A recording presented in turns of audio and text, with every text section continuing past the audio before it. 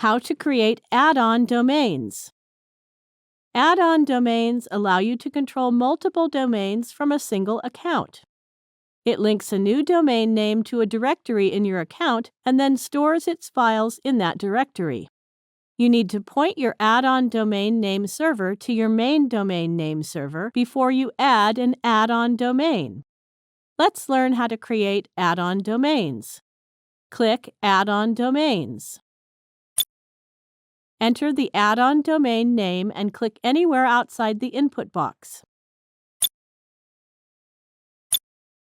cPanel automatically populates the subdomain and document root input boxes.